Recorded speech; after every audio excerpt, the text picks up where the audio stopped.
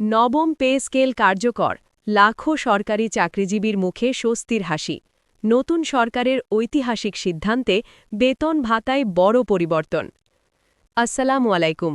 সম্মানিত সরকারি চাকরিজীবী ভাই ও বোনেরা, এই ভিডিওটি বিশেষভাবে আপনাদের জন্য।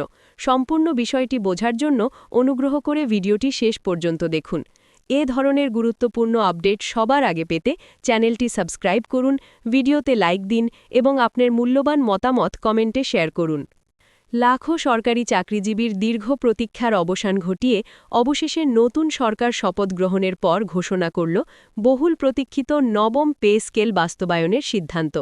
এই ঘোষণার মধ্য দিয়ে প্রশাসনিক ইতিহাসে যুক্ত হল এক নতুন অধ্যায়। রাষ্ট্র পরিচালনার দায়িত্ব গ্রহণের পরপরই সরকার যে বার্তা দিয়েছে তা স্পষ্ট। সরকারি কর্মচারীদের মর্যাদা, নিরাপত্তা ও আর্থিক স্বস্তি নিশ্চিত করাই অগ্রাধিকার। নতুন নেতৃত্বের অধীনে দেশের রাজনৈতিক ও প্রশাসনিক পরিবেশে যে পরিবর্তনের হাওয়া বইতে শুরু করেছে তার সবচেয়ে বড় প্রতিফলন এই পে স্কেল। দীর্ঘদিন ধরে মূল্যস্ফীতি, জীবনযাত্রার ব্যয় বৃদ্ধি এবং সামাজিক চাহিদার সঙ্গে তাল মিলিয়ে চলতে গিয়ে সরকারি কর্মচারীরা যে চাপে ছিলেন সেই বাস্তবতা গভীরভাবে বিবেচনা করেই এই সিদ্ধান্ত নেওয়া হয়েছে। এটি কেবল বেতন বৃদ্ধি নয়, এটি এক ধরনের স্বীকৃতি, রাষ্ট্রের প্রতি তাদের অবদানের সম্মানজনক মূল্যায়ন। নবম পে স্কেলে মূল বেতন কাঠামো নতুনভাবে সাজানো হয়েছে। গ্রেড ভিত্তিক বিশ্লেষণের মাধ্যমে প্রতিটি স্তরে যৌক্তিক ও ভারসাম্যপূর্ণ বৃদ্ধি নিশ্চিত করা হয়েছে। প্রথম শ্রেণীর কর্মকর্তাদের পাশাপাশি তৃতীয় ও চতুর্থ শ্রেণীর কর্মচারীদের দিকেও বিশেষ গুরুত্ব দেওয়া হয়েছে। নিম্ন গ্রেডের তুলনামূলক বেশি হারে বৃদ্ধি এনে আয় বৈষম্য কমানোর চেষ্টা করা হয়েছে। এতে প্রশাসনের ভেতরে ভারসাম্য ও সন্তুষ্টি বৃদ্ধি পাবে।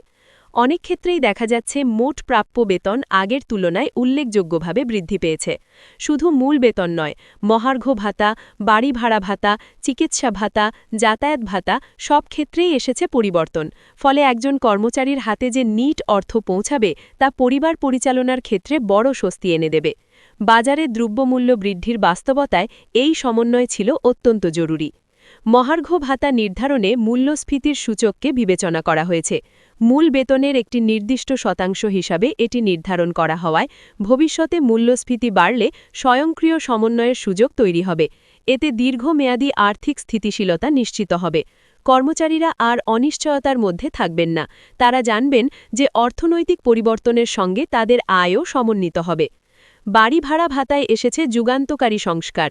মহানগর, বিভাগীয় শহর, জেলা ও উপজেলা এই 4টি স্তরে আলাদা হার নির্ধারণ করা হয়েছে। রাজধানী বা বড় শহরে বসবাসের ব্যয় এবং ছোট শহরের ব্যয় এক নয়, এই বাস্তবতা এবার আনুষ্ঠানিকভাবে স্বীকৃতি পেল। এতে শহরভিত্তিক বৈষম্য কমবে এবং কর্মচারীরা বাস্তব ব্যয়ের সঙ্গে সামঞ্জস্যপূর্ণ ভাতা পাবেন। চিকিৎসা ভাতা বৃদ্ধি পাওয়ায় কর্মচারী পরিবারগুলো বিশেষ উপকৃত হবে। বর্তমানে চিকিৎসা ব্যয় সাধারণ মানুষের জন্য অন্যতম বড় চাপ। নতুন কাঠামোতে চিকিৎসা ভাতা বাড়ানোর পাশাপাশি স্বাস্থ্য বীমা চালুর উদ্যোগও আলোচনায় এসেছে। যদি এটি কার্যকর হয় তবে এটি হবে প্রশাসনিক কল্যাণ ব্যবস্থায় এক ঐতিহাসিক সংযোজন। কর্মচারী ও তাদের পরিবার আরও নিরাপদ অনুভব করবেন। শিক্ষা সহায়তা ভাতা নিয়েও ইতিবাচক পরিবর্তনের কথা জানানো হয়েছে। সরকারি কর্মচারীদের সন্তানের মানসম্মত শিক্ষা নিশ্চিত করতে সহায়ক ব্যবস্থা নেওয়া হচ্ছে। এতে মধ্যবিত্ত ও নিম্ন মধ্যবিত্ত পরিবারগুলোর আর্থিক চাপ কমবে। ভবিষ্যৎ প্রজন্ম আরও দক্ষ ও প্রতিযোগিতামূলক হয়ে উঠবে। অবসরপ্রাপ্ত কর্মচারীদের কথাও ভুলে যায়নি সরকার। নবম পে স্কেলের আলোকে পেনশন পুনর্নির্ধারণের সিদ্ধান্ত নেওয়া হয়েছে। পরিবার পেনশন বৃদ্ধি পাওয়ায় অবসরপ্রাপ্তদের জীবন আরও সম্মানজনক হবে। যারা দীর্ঘদিন রাষ্ট্রের সেবা দিয়েছেন তাদের অবসরের দিনগুলো আর্থিক অনিশ্চয়তায় কাটাতে হবে না। এই সিদ্ধান্তের অর্থনৈতিক প্রভাবও ইতিবাচক হতে পারে। সরকারি কর্মচারীদের ক্রয় ক্ষমতা বাড়লে বাজারে চাহিদা বৃদ্ধি পাবে।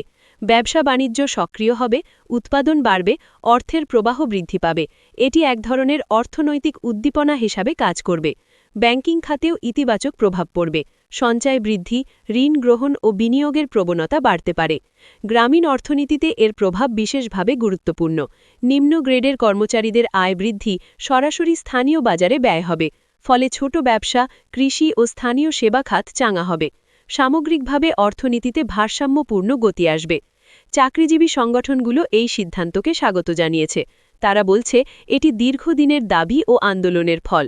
এটি শুধু আর্থিক উন্নয়ন নয়, এটি মর্যাদা ও স্বীকৃতির প্রতিফলন। প্রশাসনের ভেতরে ইতিবাচক মনোভাব সৃষ্টি হবে, কর্মদক্ষতা বৃদ্ধি পাবে। তবে বেতন বৃদ্ধির পাশাপাশি জবাবদিহিতা ও সুশাসনের বিষয়টিও সমান গুরুত্বপূর্ণ। জনগণের করের টাকা থেকেই এই ব্যয় বহন করা হবে, তাই স্বচ্ছতা, দক্ষতা ও দুর্নীতি নিয়ন্ত্রণে কঠোর অবস্থান বজায় রাখার প্রতিশ্রুতি দেওয়া হয়েছে। উন্নত সেবা নিশ্চিত করাই হবে পরবর্তী লক্ষ্য। সরকার জানিয়েছে, দ্রুত প্রজ্ঞাপন জারি করে নবম পে স্কেল কার্যকর করা হবে। প্রযোজ্য ক্ষেত্রে বকেয়া সুবিধাও সমন্বয় করা হবে। ফলে অনেক কর্মচারী এককালীন উল্লেখযোগ্য অঙ্কের অর্থ পেতে পারেন।